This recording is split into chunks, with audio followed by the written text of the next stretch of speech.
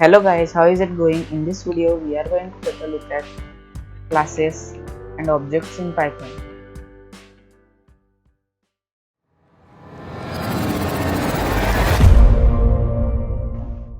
So what I have here is a student whose name is Sam and his age is 12. So when I print the age of Sam,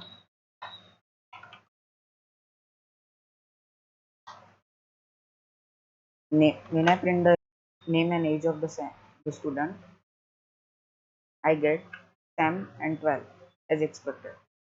So let's say now I have to add one more student whose name is Tom and his age is 13.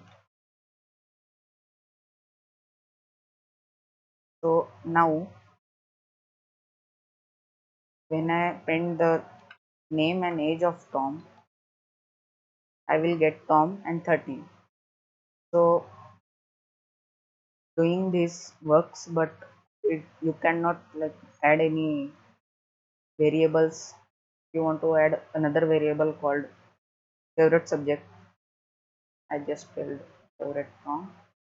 So let's say the favorite subject of Sam is English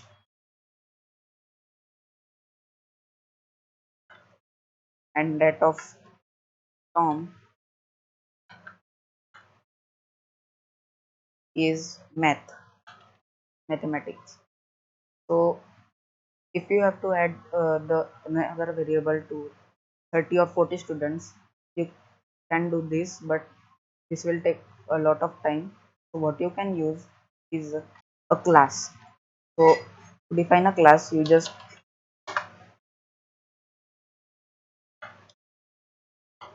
type class and after that the name of the class and then a constructor for the class.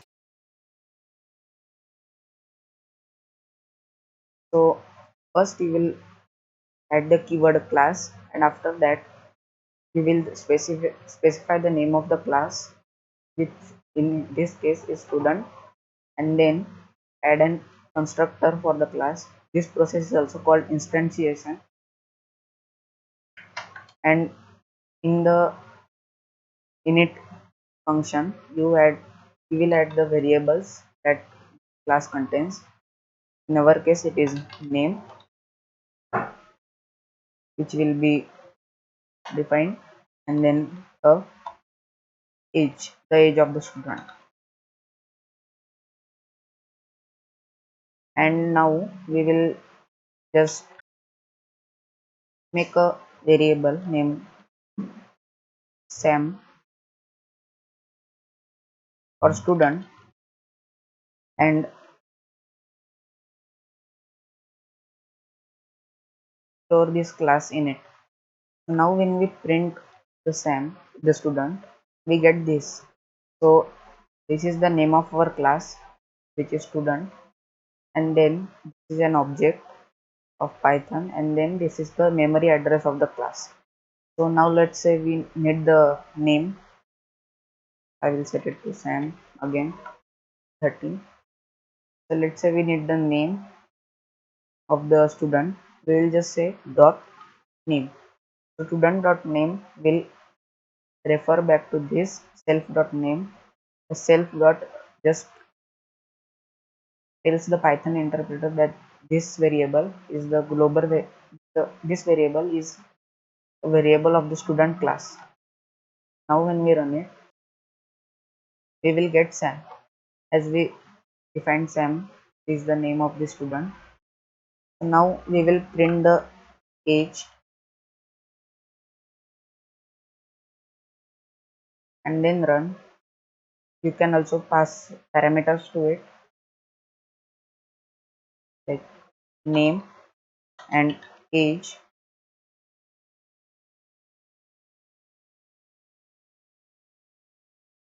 name and age, and then set the name variable of the class to the parameter name and the age variable of the class to the parameter age. So now we will have to pass a name and age to the student class, which in this case I will take Tom, whose age is, let's say, 13. And then now when I run it, I will get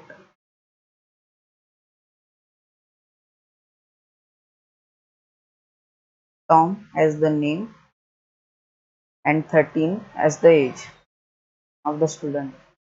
So now let's say we need another variable for the class named favorite subject.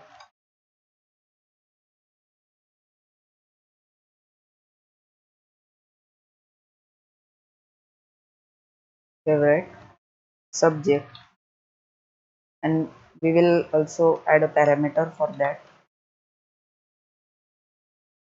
for fav sub for sub.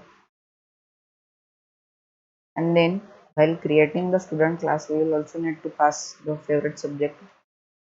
So let's say it is mathematics, and then when I print favorite subject, I get maths as the result. So you can also add functions to this class like this.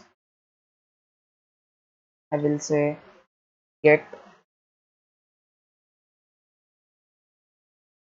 favorite subject,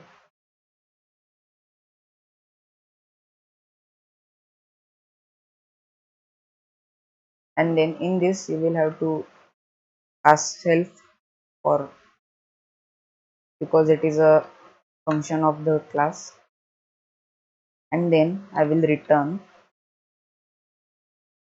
the value of favorite subject. So now I can just call get favorite subject,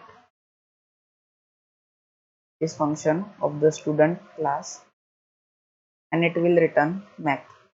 But now we are using a function, not a variable, so we can add a little modification or a processing to it. We will use my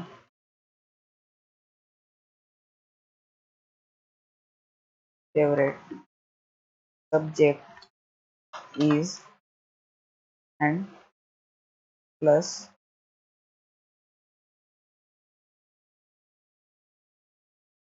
favorite subject. So now when I run it, it results in my favorite subject is math.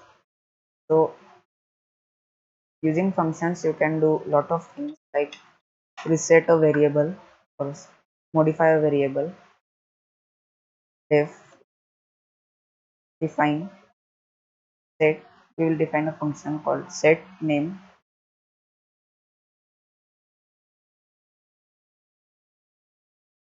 just add it as 20, set name. It will get a new name,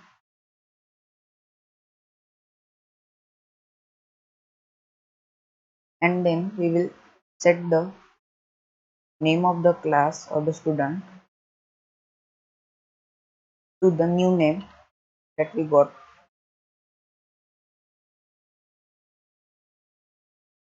And now when I print the student's name, it will be Tom, and then I will call student dot set name to Sam. So now when I print the student name, I just type the capital T there.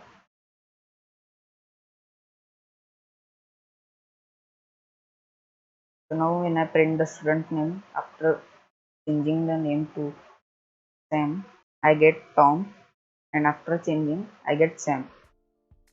So this is how you can change variables of a class or set them or get them using functions.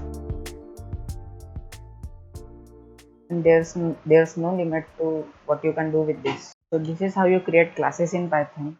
With that being said, I will end this video now.